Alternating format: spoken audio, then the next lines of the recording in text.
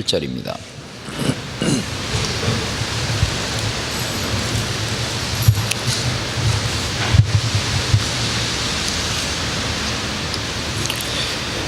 전도서 2장 1절로 11절 말씀인데요. 교독하겠습니다.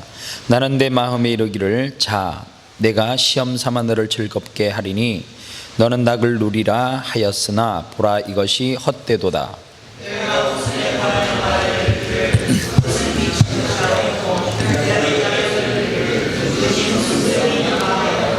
내가 내 마음으로 깊이 생각하기를 내가 어떻게 하여야 내 마음을 지혜로 다스리면서 술로 내 육신을 즐겁게 할까? 또 내가 어떻게 하여야 천하의 인생들이 그들의 인생을 살아가는 동안 어떤 것이 선한 일인지를 알아볼 때까지 내 어리석음을 꼭 붙잡아 둘까 하여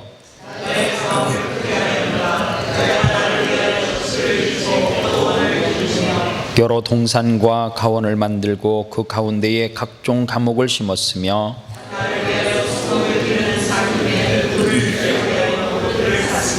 남녀노비들을 사기도 하였고 나를 위하여 집에서 종들을 낳기도 하였으며 나보다 먼저 예루살렘에 있던 모든 자들보다도 내가 소와 양떼의 소유를 더 많이 가졌으며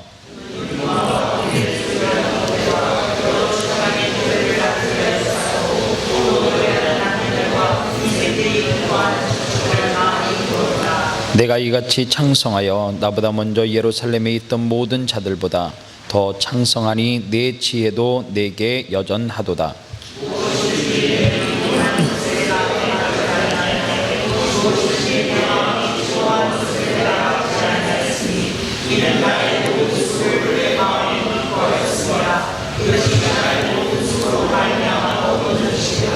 같이 봅니다. 그 후에 내가 생각해 본즉 내 손으로 한 모든 일과 내가 수고한 모든 것이 다 헛되어 바람을 잡는 것이며 해 아래에서 무익한 것이로다. 아멘. 계속해서 우리는 전도서 말씀을 보고 있습니다. 행복을 정의 내리지 말고 누려라, 이 제목으로 말씀을 전하겠습니다. 전대미문의 태평시대를 구현한 지혜왕 솔로몬에게서는 원하는 모든 일이 있으면 즉시 실행을 볼 수 있는 뭐가 있었냐면 권위와 그리고 수단이 있었습니다. 솔로몬은 삶의 실험실에서 내가 어떻게 하면 행복할 수 있을까 끊임없이 자기의 인생을 가지고 실험해보고 또 실험을 해봤어요. 하나님은 저와 여러분들의 인생이 두 번 산다라고 하면 첫 번째로는 실험할 수 있어요. 그래서 시행착오를 겪으면 어떻게 하면 돼요? 나중에 교정하면 되잖아요. 여러분들 인생을 돌아보면 지금 20대까지 사셨어요? 아니면 60, 70까지 사셨어요? 삶을 돌아보고 내가 또 살 수 있다라고 하면 지금 60대신 분들이 아마 20대로 다시 돌아가서 산다라고 하면 그때 내가 잘못 살았던 것을 다시 어떻게 하고요? 교정하고 정말 제대로 멋진 인생 한번 살아보지 않겠어요? 그런데 너무 안타까운 것은 인생은 한번 지나가면 영원히 다시 돌이킬 수도 없고 인생은 다시 한번 지나가면 아무리 후회를 해본들 소용이 없어요. 그래서 한 번뿐인 인생이기 때문에 우리가 이 한 번뿐인 인생을 어떻게 하면 실패하는 인생 안 살고 우리가 인생을 실험하는 인생이 아니라 행복한 인생을 살아갈까? 행복한 인생을 사는 사람들의 이야기를 대부분이 들어보면 복잡하게 사는 것보다 단순하게 사는 사람이 행복하다라고 이야기를 참 많이 해요. 단순하게 산다 그러면 꼭 따라오는 것이 있어요. 단순 무식 이렇게 따라오는데 여러분들 어쩌면 왜 지구촌에서 함께 살아가는 많은 사람들 가운데 선진국에 사는 사람보다 후진국에 사는 사람들이 행복의 지수가 높을까? 이유는 딱 하나예요. 복잡하게 머리에서 신경을 쓰지 않고 다른 사람 10가지 막 생각하고 기획하고 고민하고 살아갈 때 한 가지만 고민하면 되잖아요. 오늘 점심 때 무엇을 먹을까? 비가 오면 비를 안 맞는 방법이 뭐가 있을까? 이것만 고민하면 되잖아요. 그런데 인생을 복잡하게 산 사람들이 인생을 어느 정도 살고 난 다음에 복잡한 사람일수록 대부분이 하는 사람이 뭐냐면 자기 인생에 대한 후회의 잔소리들이 되게 많아요. 내가 돈도 쫓아가 봤었고 여자도 쫓아가 봤었고 명예도 쫓아가 봤는데 야, 그거 쫓아간다고 되는 것 아니고 잡아도 여자를 붙잡아도 명예를 붙잡아도 돈을 붙잡아도 그게 결과적으로는 다 뭐 하다 그래요? 헛되다, 그렇게 이야기해요. 그러나 인생을 단순하게 사는 사람들은 어떻게 이야기를 하느냐 하면 내가 열심히 돈 벌려고 노력해 봤는데 돈이 잘 안 벌리더라, 그러고 인생 죽더라는 거예요.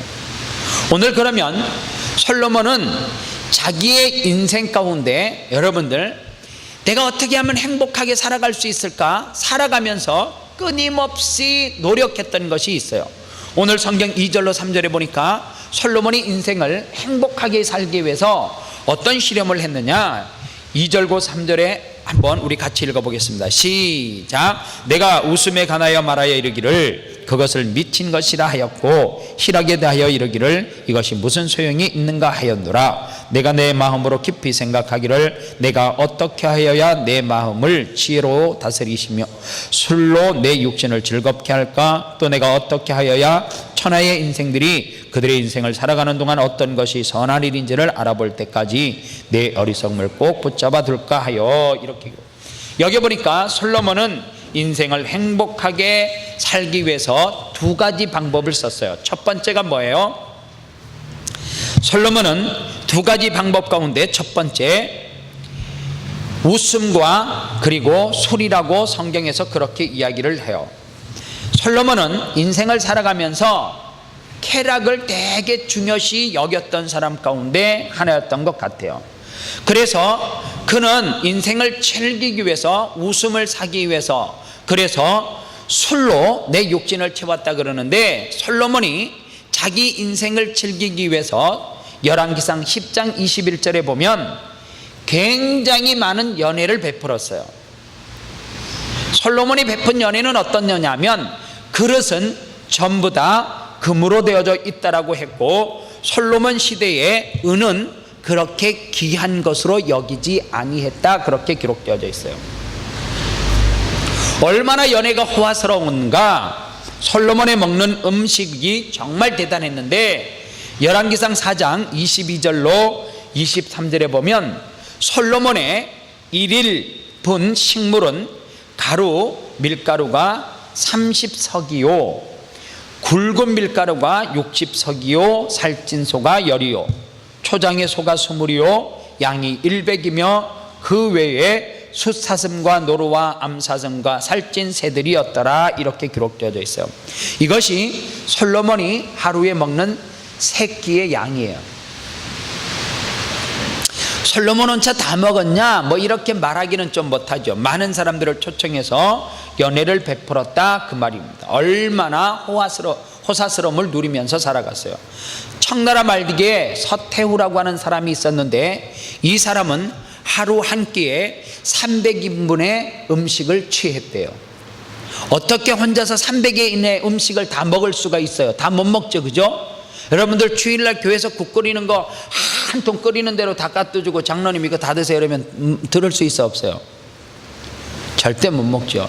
서태후는 300인분의 음식을 어떻게 먹었냐면 첫 번째로는 음식을 관상용으로 쫙 진열을 해놓는 거예요. 그리고 또 하나는 두 번째로는 냄새가 좋은 음식으로 딱 진열을 해놓고 냄새를 맡으면서 고작 그가 먹었던 음식은 1인분이었어요. 그런데 하루에 한 끼에 300인분의 음식을 관상용으로 냄새를 내기 위해서 그리고 자기 먹는 한 끼를 즐겁게 먹기 위해서 그렇게 음식을 차렸다는 거예요. 본문 8절에 보니까 노래하는 남녀와 인생들이 기뻐하는 처와 첩들을 많이 두었다라고 그렇게 이야기를 해요. 쉽게 말하면 연회를 베풀면서 여러분들 TV에 많이 나오는 것처럼 풍악을 울려라 그러면 무대가 싹 열리면서 잉 뭐 이렇게 소리 나는 거 있죠. 사극 보면 나오잖아요. 그거 보면 다 각자 상을 받아가지고 먹잖아요.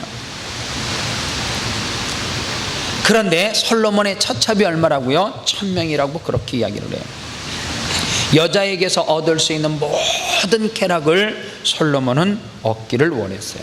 잠언서 14장 13절 말씀해 보니까 당시의 심정을 이렇게 표현해 놓았어요. 웃을 때에도 마음에 슬픔이 있고 즐거움이 끝에도 근심이 있느니라, 이렇게 이야기해요.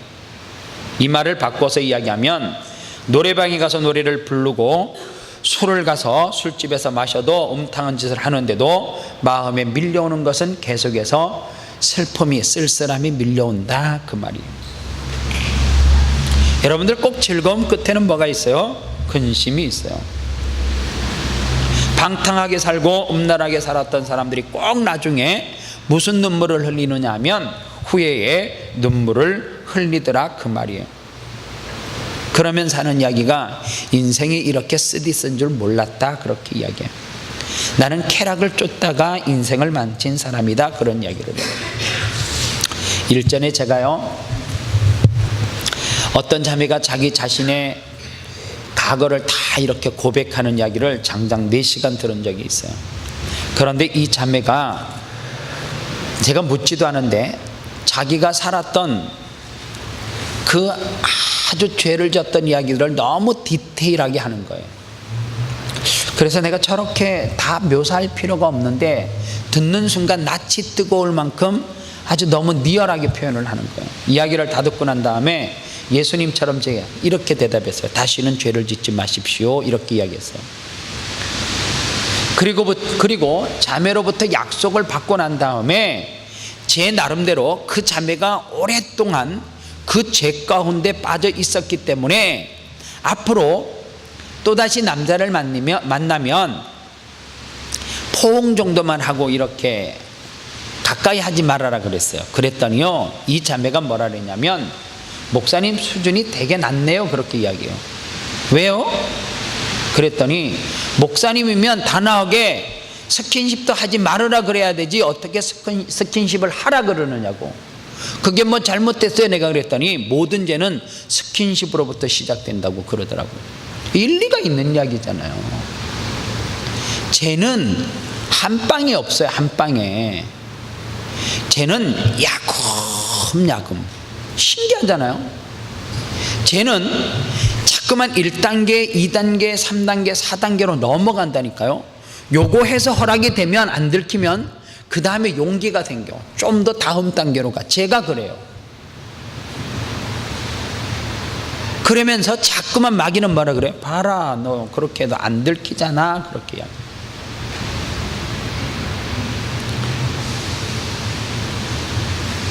여러분들, 왜 우리가 자꾸만 죄의 유혹을 이기지 못해요?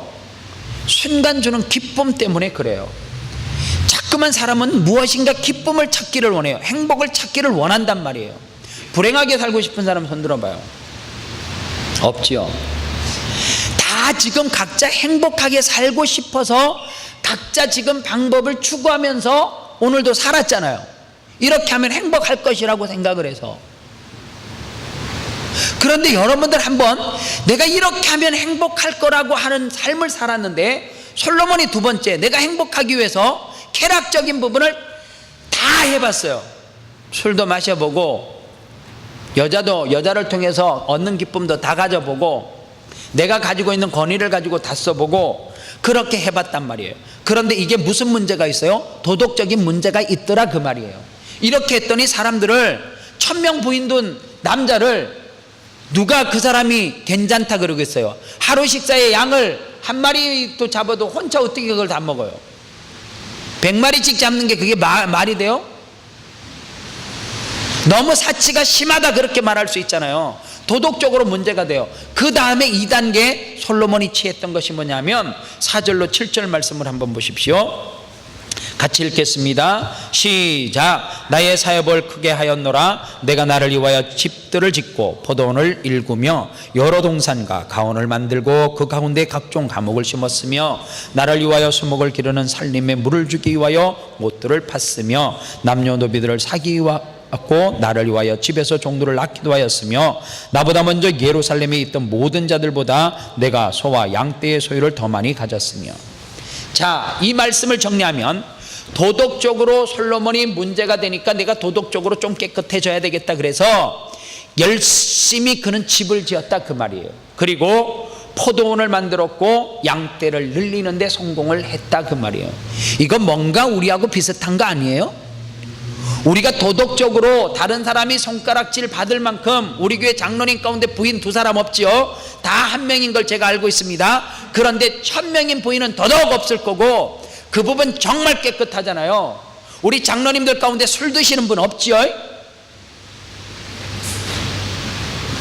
있어요? 없지요. 술 담배 정말 자유하시잖아요.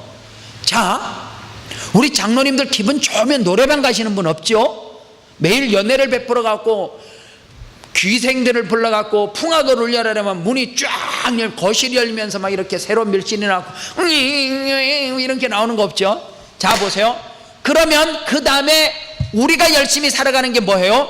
도덕적으로 내가 문제가 있는 건 안 하지만 내가 그러지 않고 집을 짓고 포도원 밭을 늘리고 양떼를 늘리는데 여러분들 성공하기 위해서 달려가는 것은 부정할 수 없잖아요.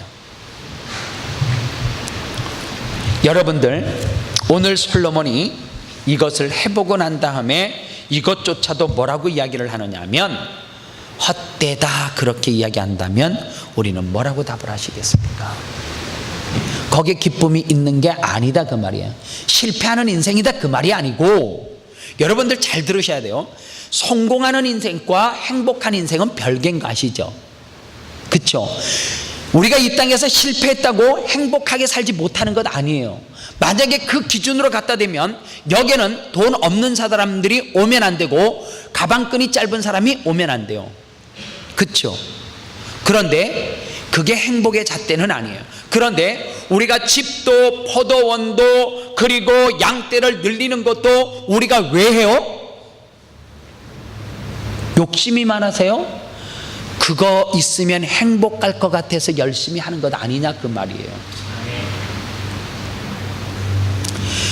그게 있으면 내가 정말 행복할 것 같아서 열심히 오늘도 땀을 흘렸는데 집을 늙히고 포도원 밭을 늙히고 양떼의 숫자를 늙히기 위해서 그렇게 살아갔는데 그 성취는 암브로스 비어스라고 하는 사람이 이렇게 말했어요. 성취란 노력의 죽음이요 삶의 실증의 시작이다 이렇게 이야기했어요. 참 기가 막힌 이야기예요.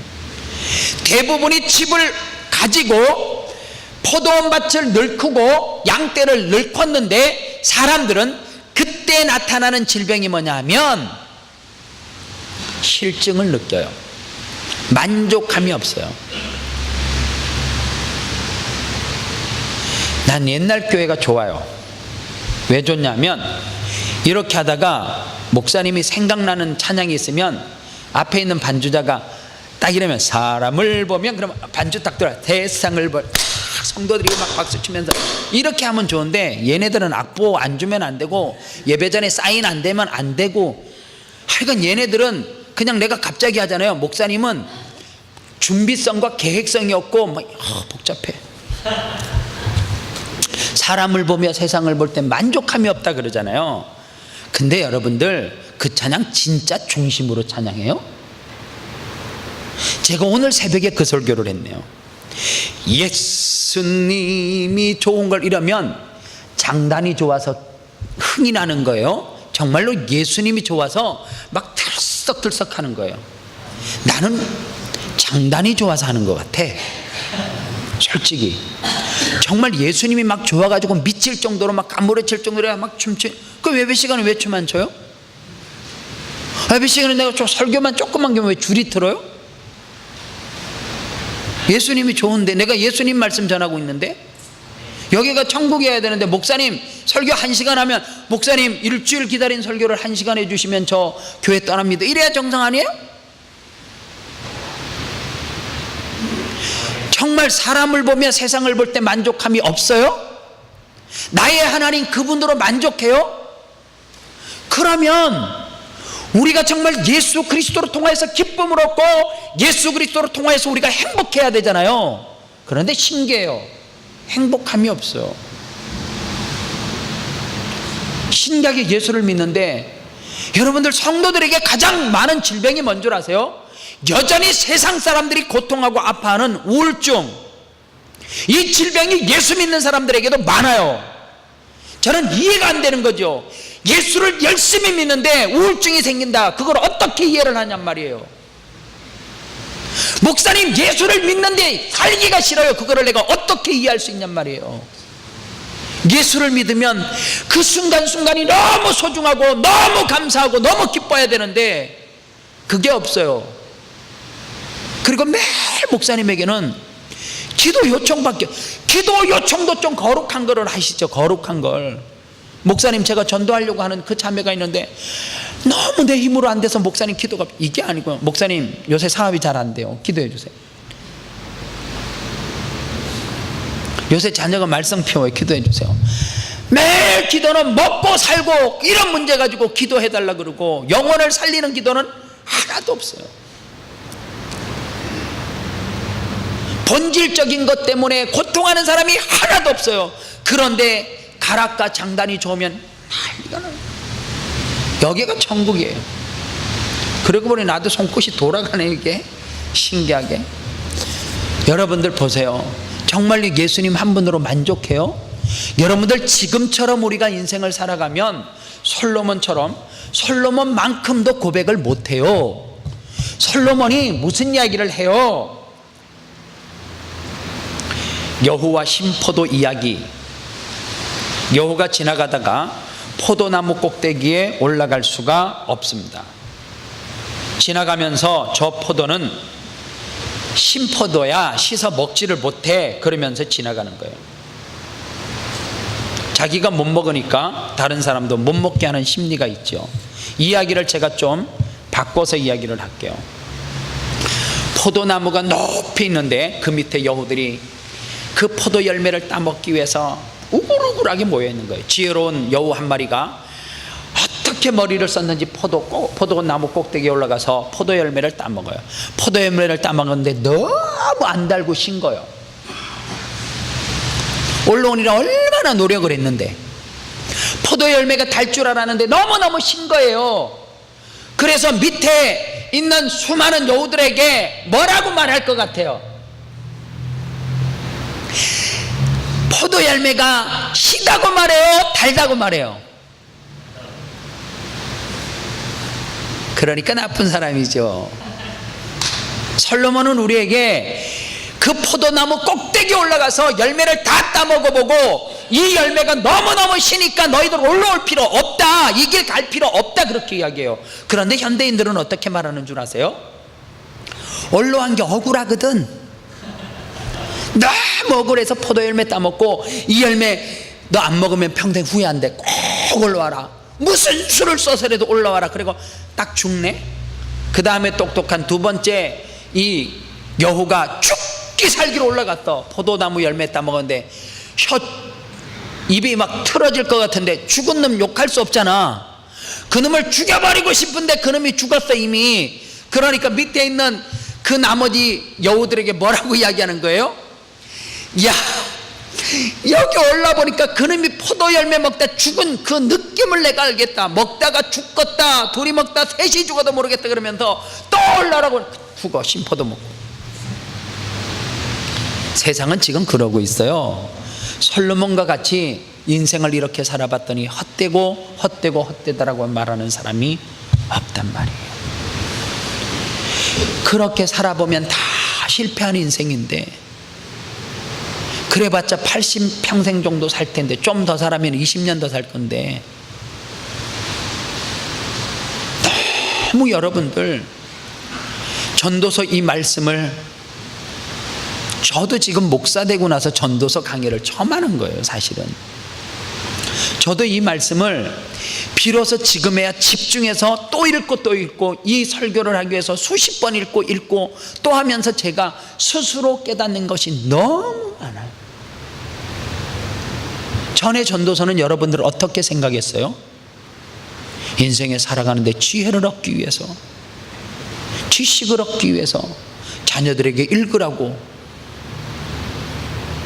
그렇게 그냥 훅 하고 지나갔던 말씀인데, 이 말씀을 읽으니까 내 인생을 끊임없이 돌아보게 돼요. 여러분들 행복하십니까? 진짜 행복은 어디에서 찾을 수 있어요? 솔로몬이 이렇게 결론을 내려요. 내가 육신적인 쾌락의 기쁨을 위해서 살아봤는데 안 행복하더라. 또 하나, 내가 육신적인 쾌락을 위해서 살다 보니까 사람들에게 안 좋은 소리를 들어서 도덕적으로는 좀 깨끗하게 내가 열심히 집을 짓고 포도밭을 넓히고 양떼를 늘리면서 나름 정직하게 살면서 재산도 불고 봤다, 많이 가져봤다. 그래도 안 행복하더라 그래요. 그러면 진짜 행복이 뭘까? 진짜 행복은 주 안에서 누리는 행복이에요. 예배를 통해서 하나님이 주시는 행복이라고 하는 사실입니다. 그래서 여러분들 전인격적으로 우리의 삶이 풍성해지기 위해서는 예배가 여러분들 정말 무서운 거예요. 오늘 예수 믿는 사람들이 수요 예배가 됐든지 새벽 예배가 됐든지 주일 오전 오후가 됐든지 일부가 됐든지 그 어떤 예배가 됐든지 예배 가운데서 기쁨을 찾지 않는 것은 행복하지 않다는 거예요. 실패할 100%의 인생이에요. 그거는 영락없이 실패해요.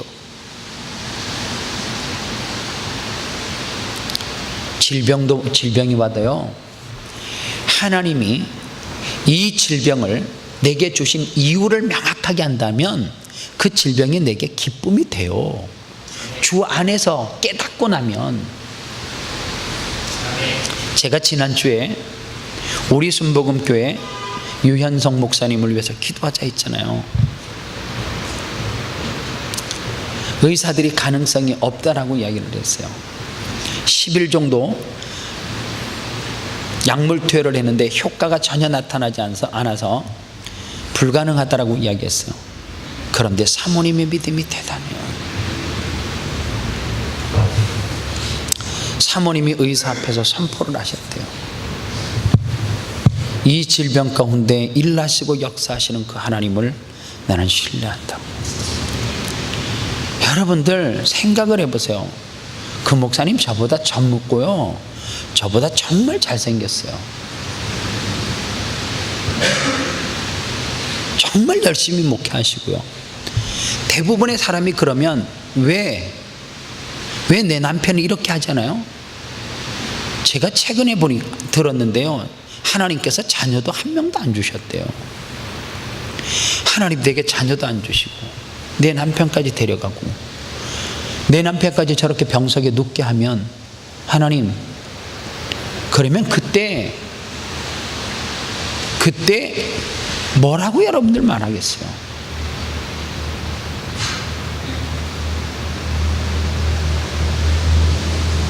제가 일전에 사역했던 교회에서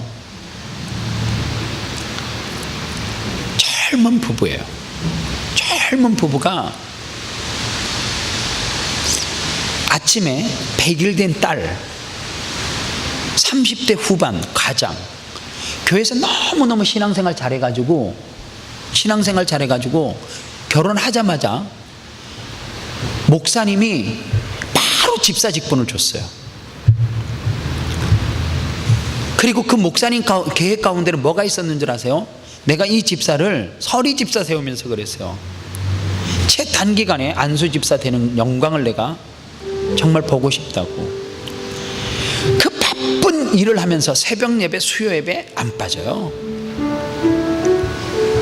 출장을 피치 못해다 가면 주일날 빠지고 가려고 얼마나 몸을 부딪히고 주일날 끼어서 가잖아요. 목사님한테 와서 목사님, 제가 다시는 안 갈 테니까 저 한번 기도해 주세요. 그리고 주일날은 출장지에 가도 일 안 해요. 그분은 출장지에 가서 접대하는 거 한 번도 받아본 적이 없대요.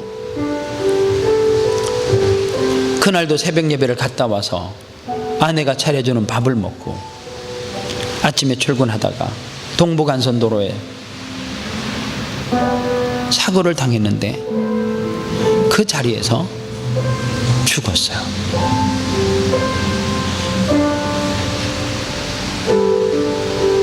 면목동인가요? 그쪽 어디? 녹색병원이 있어요. 거기에 영안실이 나무 계단으로 되어져 있고 지하에 있어요.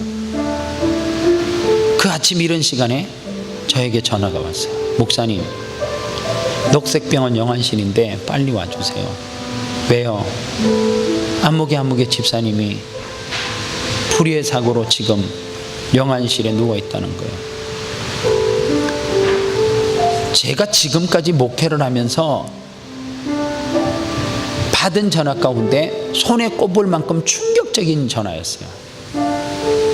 저도 새벽 예배를 갔다 와서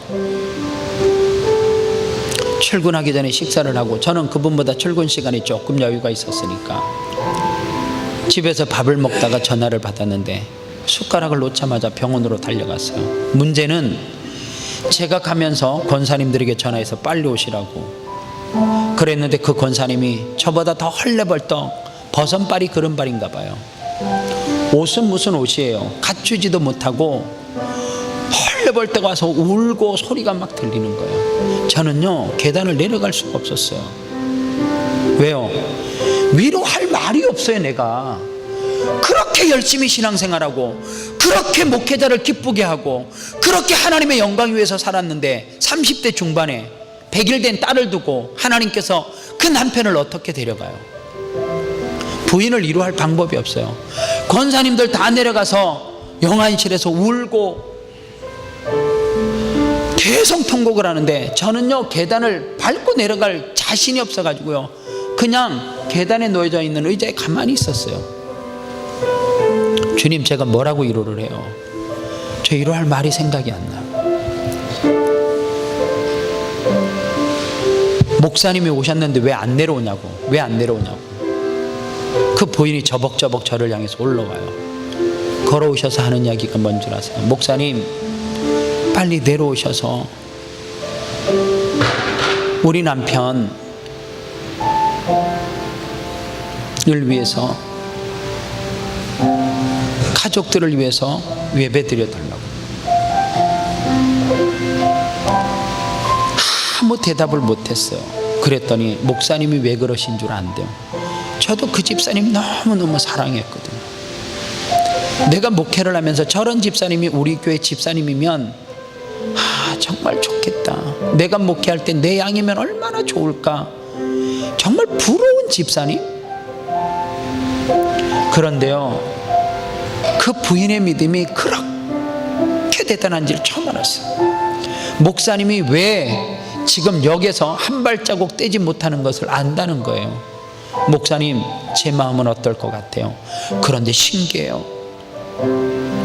제 마음 한켠에는 너무너무 내일에 대한 불확실성, 자녀에 대한 두려움, 살아가는 것에 대한 공포, 이런 것들이 수도 없이 있는데 마음 한켠에서는 내가 뭐라고 설명할 수 없는,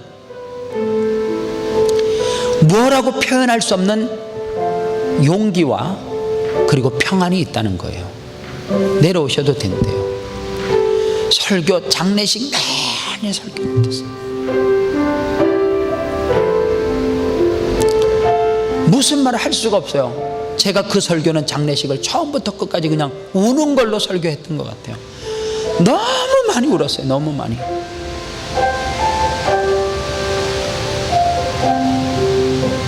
지금도 여전히 그 예쁜 딸과 그 사랑하는 집사님은 마음 한켠에 남편이 없는 삶이 얼마나 힘들어요. 고통과 두려움이 왜 없어요? 있지요. 그럼에도 불구하고 그 신앙 변치 않고 하나님이 주시는 기쁨과 만족함으로 넉넉히 살아가요. 넉넉히 이기는 믿음이 있어요. 우리에게 필요한 것이 그 믿음이에요. 그것이 진짜 행복인데요. 조금 더 가지면 뭐예요? 고민만 더 하지. 통장 10개 있으면 뭐해? 하나 있을 때가 편하지. 계산이 안 되는데. 뭐 생명보험 많이 들어놓으면 그거 뭐 들었는데 나중에 이거 들었나 말하나 복잡하잖아요. 거기에서 뭐를 찾으려고 하지 말고 하나님이 주시는 주 안에서 예배 가운데 말씀을 통하여서, 기도를 통하여서 정말로 예수님이 좋은 걸 어떻게, 그러면서 길을 가다가 춤을 출 수 있고, 사람을 보며 세상을 볼 때 만족함이 없지만 나의 하나님 그분으로 만족하는 삶을 우리가 살아간다라고 하면 우리는 두려울 것이 없어요. 가졌다고 자랑할 것도 없고 내가 덜 가졌다고 불편할 뿐이지, 살아가는데 조금 불편할 뿐이지 그것 때문에 불행하다 말할 수는 없어요. 만족의 기준, 하나님으로 만족의 기준을 좀 삼으시기를 바랍니다. 이 시간 함께 기도하겠습니다. 하나님 앞에 함께 기도할 때에 하나님, 내가 지금까지 솔로몬이 꿈꿨던 것, 솔로몬이 말했던 것, 하나님, 내가 만족의 기준을 하나님 육체적인 쾌락에 뒀다라고 하면 그거 헛되대요. 도덕적으로는 별 탈 없지만 집을 늘리고 포도원을 늘리고 양떼를 늘리는 거, 그것도 솔로몬이 열심히 해보니까, 그래서 자기가 모든 먹는 그릇에는 금그릇으로 다 만들어서 먹었지만 그거 역시도 헛되다, 그렇게 솔로몬이 말해요. 포도나무 올라가서 신포도 열매 따먹고 나서 후회하는 인생 되지 말고요, 하나님의 말씀은 곧 길이요 진리요 생명이에요. 실제로 우리가 이 세상에서 쫓아가는 것 전부 다 가짜일 수 있어요. 하나님, 내가 주 안에서 만족하는 인생 살아가게 해달라고 주님 앞에 조용히 묵상으로 기도하겠습니다. 다 같이 기도하겠습니다. 하나님 아버지, 감사합니다.